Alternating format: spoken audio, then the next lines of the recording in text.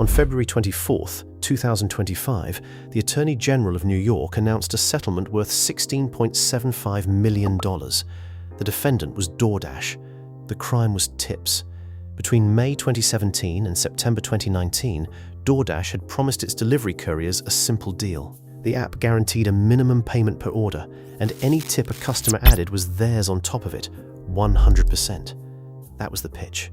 The mechanics ran differently.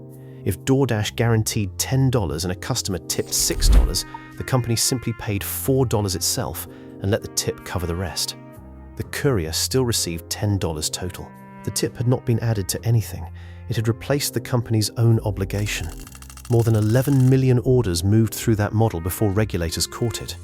Roughly 63,000 New York couriers were shorted. Chief Deputy Attorney General Megan Foe supervised the case. First Deputy Attorney General Jennifer Levy signed off on the terms. DoorDash paid $16.75 million in restitution and up to $1 million more to administer the payments without admitting wrongdoing. Company messaging shown to customers during those years stated plainly that Dashers will always receive 100% of the tip. The company's own guarantee formula quietly made that statement false for every order where the guarantee kicked in at all. The absurd part is not that a company tried this. The absurd part is how old the trick is. For more than a century, the American service economy has run on a quiet substitution, let the customer pay the wage and call it a gift. DoorDash did not invent that model. It automated one that restaurant owners, hotel managers, and railroad executives had been running since the 1880s. If you have ever added a tip on a delivery app, tapped a percentage on a card reader at a coffee counter, or wondered whether the 18% already suggested on your screen counts as generosity or an entrance fee, you have already been folded into a system with a 500-year paper trail. To understand why a tip on a food delivery app in 2019 could quietly become a wage subsidy, it helps to go back roughly 600 years to servants standing at English doorways, hoping a departing guest would remember them. The word did not start as tip. English country houses in the 1600s ran on an unwritten tax called the vail, from an old term for something that fell to a servant as a perk of the job. A guest who stayed the weekend was expected to leave money for the footman who carried his bags, the maid who made his bed, and the coachman who brought his horses around. By the early 1700s, the practice had a name that has survived. The playwright George Farquhar used tip as a verb in his 1707 comedy, The Beau Stratagem, and the noun followed by 1755.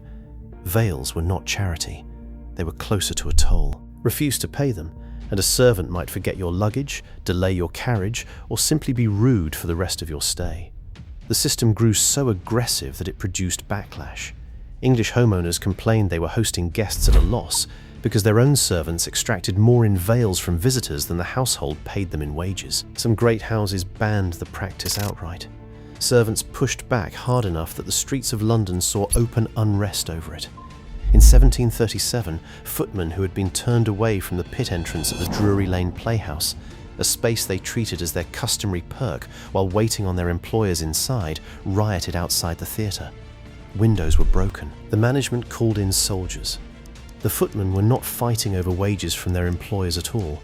They were fighting to protect a side income system built entirely on other people's discretion, and they understood, correctly, that losing access to it meant losing money nobody was obligated to replace. By the time Samuel Pepys was recording his diary in the 1660s, tipping was already routine enough to write down without explanation, and by 1706 the verb to gratify a servant with money was common enough in print that no one bothered to define it.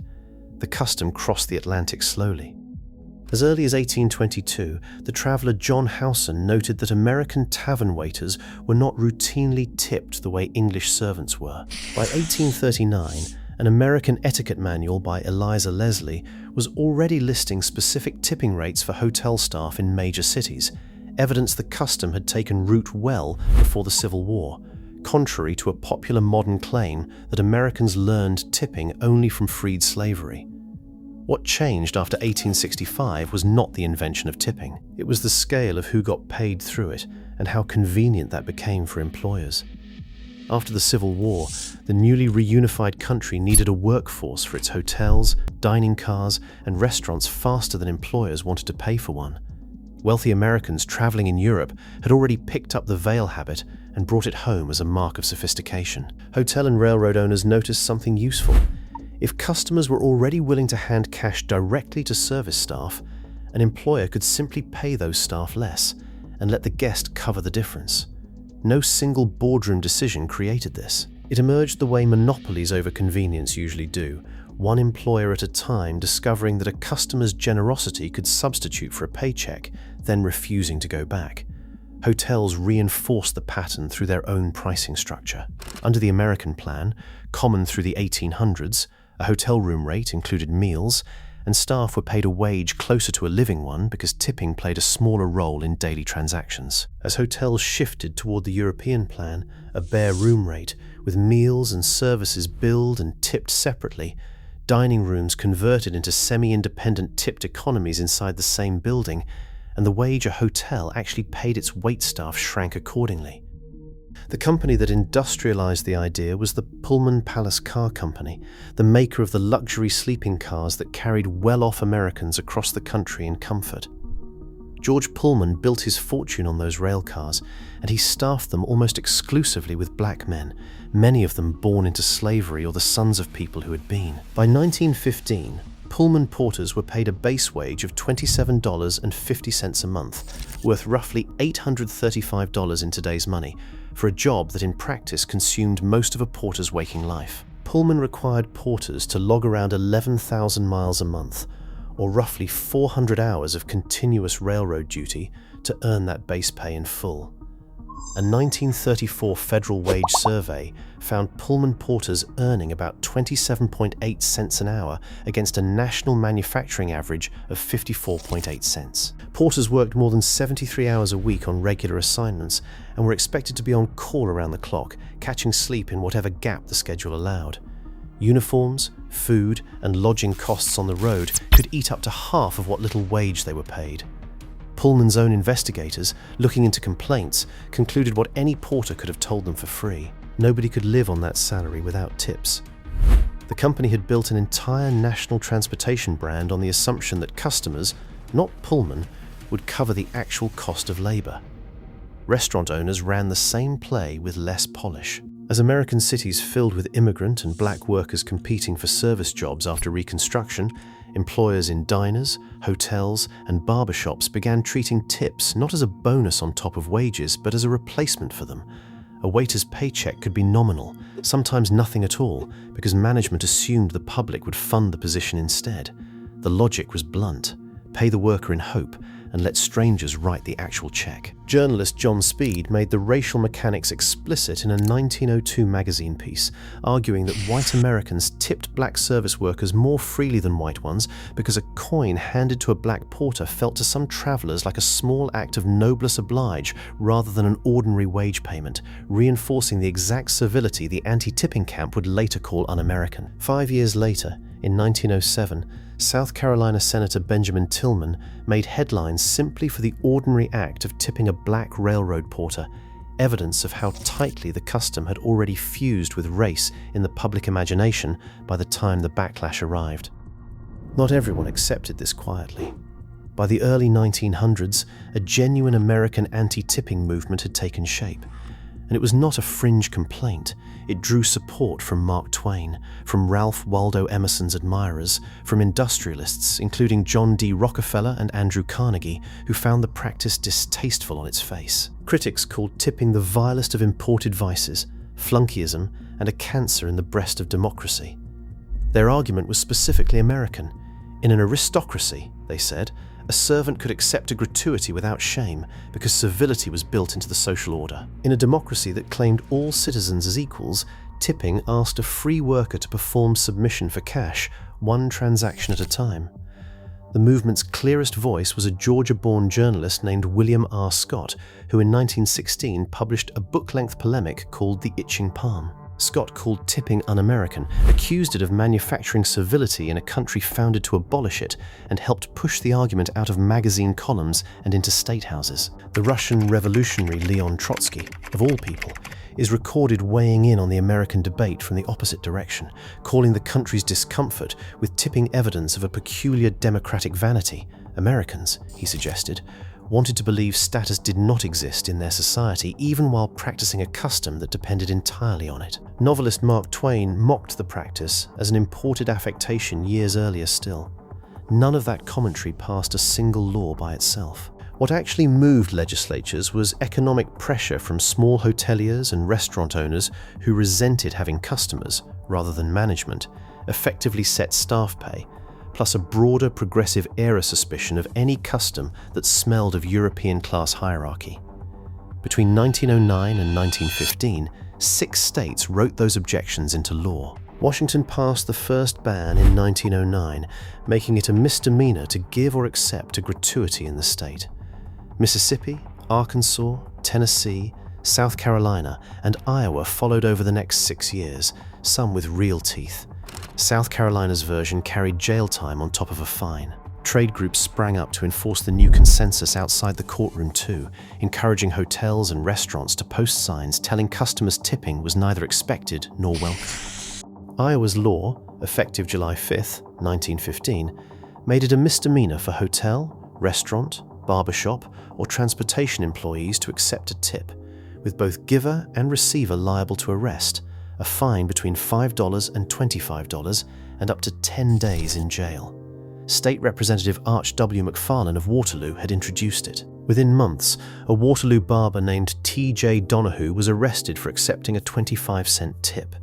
His attorney, Ben I. Salinger Jr., took the case to the Iowa Supreme Court.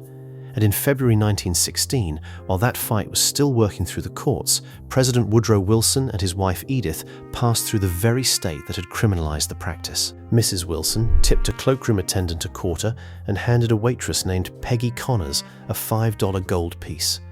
The president himself tipped a messenger boy a dime for delivering a newspaper. Nobody arrested the President of the United States. The optics did the work argument alone had not. A law that could not be enforced against its own head of state was not a law anyone else needed to fear either. If the anti-tipping laws were a genuine attempt to break the system, the human cost of that system is what made the fight worth having in the first place, and this is where the arithmetic turns ugly. By the time Congress finally wrote a federal minimum wage into law in 1938 under the Fair Labor Standards Act, it excluded most tipped occupations entirely. Waitstaff, porters, and other service workers were carved out from the very wage floor being built for the rest of the country's labor force. It is worth being precise about what that exclusion was and was not. Tipping in America did not begin with slavery. Americans were tipping tavern staff by the 1820s, decades before emancipation, and the custom's deepest roots sit in English manor houses, not southern plantations.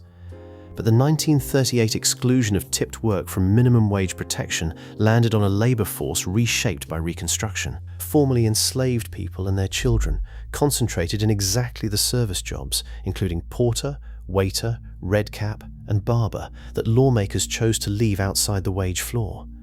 The mechanism was not invented for that purpose. Its consequences fell hardest on the population it was applied to.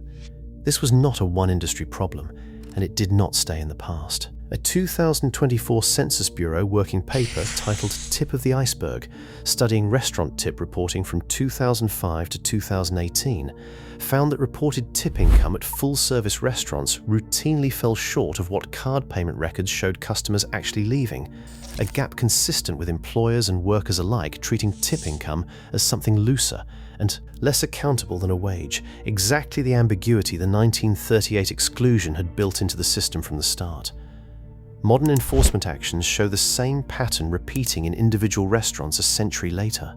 In Idaho Falls, federal investigators secured a judgment of $319,000 in 2024 against a restaurant for illegal tip-sharing arrangements layered on top of overtime and child labor violations. In Los Angeles, the Department of Labor recovered $1.6 million for 83 restaurant workers whose employer had denied them overtime and tried to hide the underlying wage theft entirely. A Cincinnati restaurant group, Jeff Ruby's, settled a separate wage theft claim for $1.55 million. None of these were legacy Pullman-era abuses. All of them were current. Pullman porters felt the 19th century version of this most directly, because the company they worked for had built an entire business model on it. It took organized labor nearly 2 decades to answer. On August 25, 1925, roughly 500 porters met in Harlem and founded the Brotherhood of Sleeping Car Porters, led by a labor organizer named A. Philip Randolph, who had been recruited into the fight by a porter named Ashley Totten. Randolph's chief negotiator, Milton Webster, ran the Chicago division and spent years pressing the company toward the bargaining table. Membership collapsed to just 658 during the worst of the Depression, then climbed back. In June 1935, the National Mediation Board certified the Brotherhood as the porters' legal representative after it defeated a company-run rival union.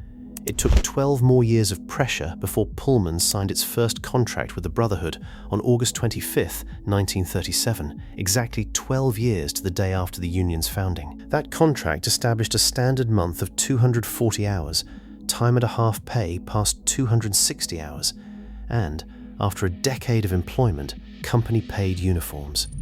It cost Pullman an estimated $1.5 million a year. For the men who had logged 400-hour months to earn a base wage of $27.50, that contract was not a raise. It was the first time in the company's history that their labor had a floor at all. The tipped subminimum wage those porters lived under did not vanish with a Pullman contract. It migrated into federal law and stayed there. In 1966, Congress formally created the tip credit, letting employers count up to 50% of a worker's tips toward meeting the minimum wage, meaning the employer's own cash obligation could be cut in half by whatever a stranger chose to leave on the table. The percentage moved around through the 1970s and 80s, down to 40% by 1980, back up to 50% by 1991. Then, in 1996, it froze and stayed frozen for good. That freeze has a name attached to it. In 1993, a former Godfather's Pizza executive named Herman Cain became vice chairman of the National Restaurant Association, the industry's trade group, founded in 1919, the same year the last of the state anti-tipping laws was already crumbling under its own unenforceability. By 1994, Cain was chairman. By 1996, he was the group's full-time chief executive and its most aggressive Washington operator. That year, Congress raised the standard federal minimum wage. Every previous increase since 1950 had carried the tipped minimum wage up along with it. Cain's National Restaurant Association broke that 46-year pattern. The standard minimum wage rose to $5.15 an hour. The tipped minimum wage stayed locked at $2.13. It has not moved since, not in 1997, not in 2009, when the standard minimum reached $7.25, not in the 3 decades since. Do the arithmetic on what that freeze protected. At $2.13 an hour, a full-time tipped worker's guaranteed base pay for a 40-hour week comes to $85.20 before a single tip arrives. The National Restaurant Association itself later took credit publicly for holding that number in place. By 2013, the group had helped block minimum wage increases in 27 of 29 states where the fight came up, and blocked paid sick leave laws in a dozen more. The federal freeze meant individual states became the only place the fight could still move.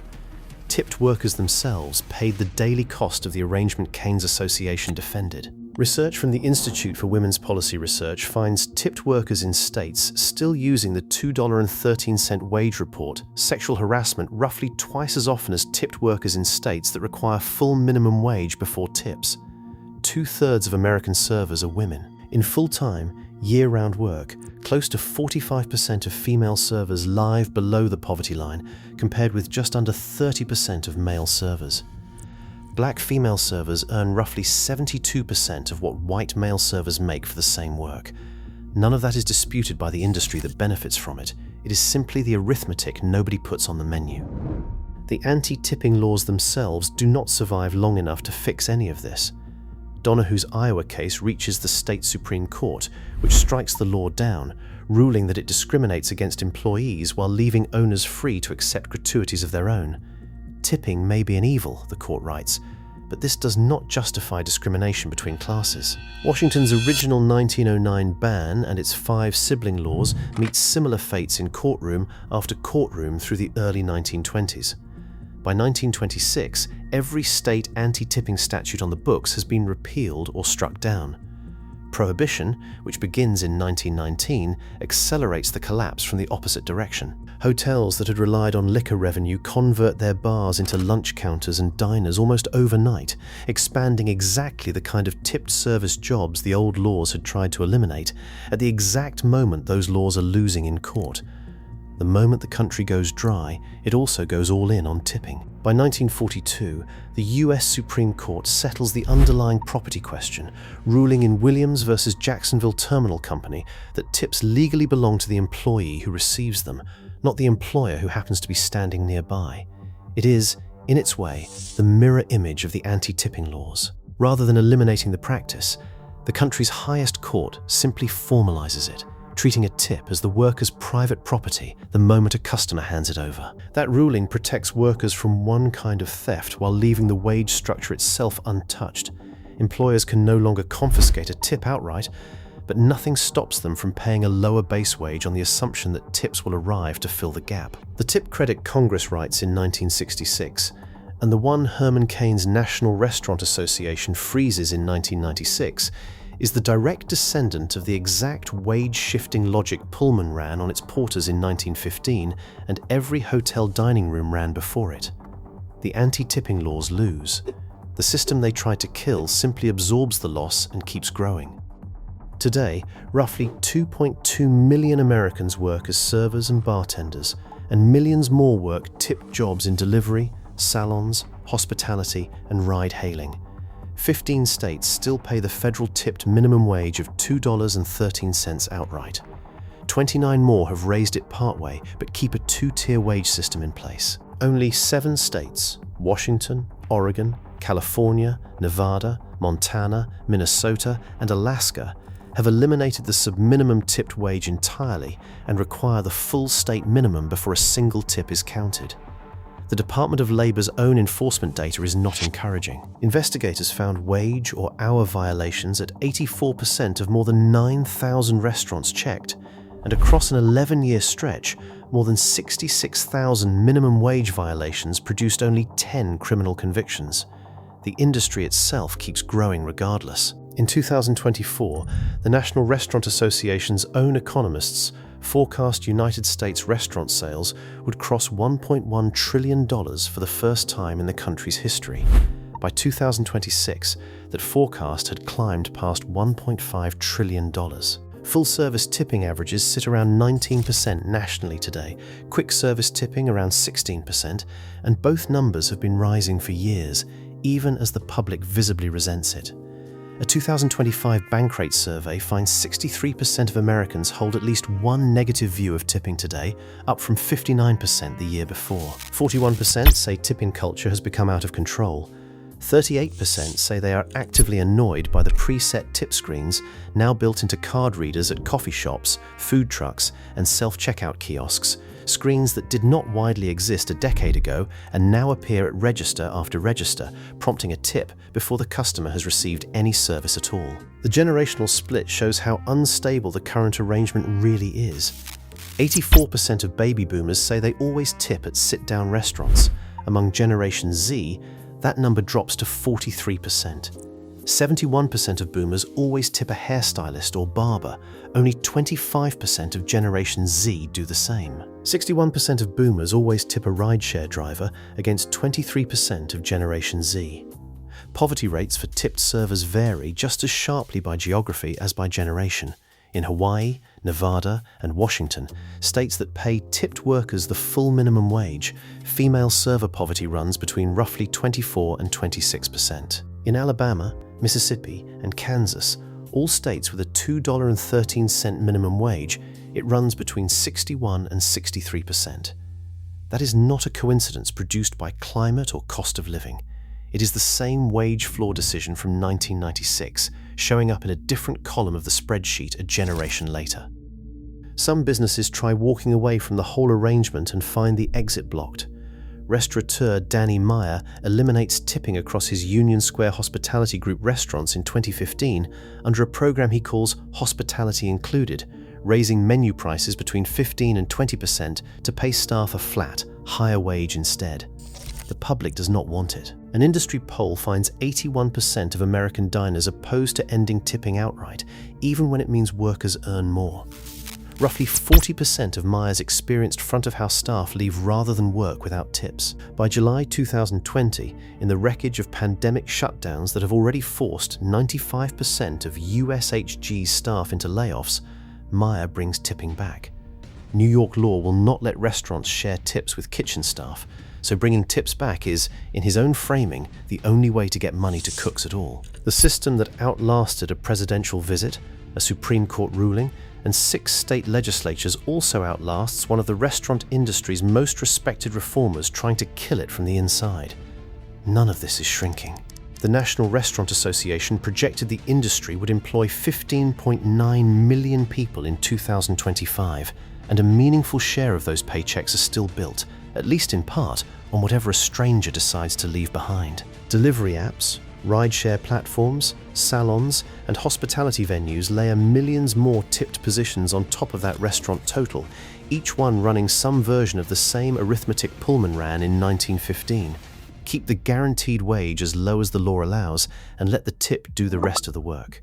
The one piece of genuinely good news sits in payroll data from a DP. Total compensation for full-service restaurant workers, wages plus tips combined, rose from a median $18.61 an hour in January 2020 to $23.88 an hour by September 2024, a 28% increase driven largely by state-level minimum wage hikes rather than by generosity at the table. Base wages climbed from 35% of that total pay to 43% over the same stretch, meaning tips shrank from roughly 65% of a server's income to 57%. In Washington, D.C., where voters approved phasing out the subminimum tipped wage entirely by 2027, tips still make up as much as 81% of server pay today, a reminder of exactly how far that phase-out still has to travel before the arithmetic changes for the workers living inside it. DoorDash's settlement of $16.75 million is not a strange footnote to this story. It is the same mechanism, 1 century and 1 smartphone screen later. A company found a way to let a tip quietly replace a wage obligation instead of adding to it, exactly as Pullman found in 1915 and countless diners found before that. Every time a checkout screen on a phone flashes 18, 20, or 25% before a purchase has even been rung up, it is running a version of the vail system English footmen were extracting from houseguests 400 years ago, dressed now in a touchscreen instead of a doorway, but built on the identical premise. Someone else's generosity, standing in for someone's paycheck. 6 states once decided that arrangement was un-American enough to put people in jail over. They lost. Not to a better argument, but to a president who tipped a dime to a newsboy in the exact state that had made it a crime, and to an industry that discovered, decade after decade, that customers would rather feel generous than have prices go up. The lesson the National Restaurant Association took from 100 years of failed bans was simple. Never let the wage rise high enough that the tip stops feeling necessary. That lesson still sets the price at the counter today, 1 screen tap at a time. The next time you are handed a card reader and asked to choose between 18, 20, and 25% before you have even tasted your order, you are not looking at a modern convenience. You are looking at the unfinished business of a fight 6 state legislatures lost, a Supreme Court ruling that formalized rather than fixed the problem, and a trade association that has spent 3 decades making sure the wage underneath your tip never rises high enough to make the tip optional. The screen is new. The arithmetic on it is roughly 600 years old, and nobody currently profiting from it has any reason to change the math.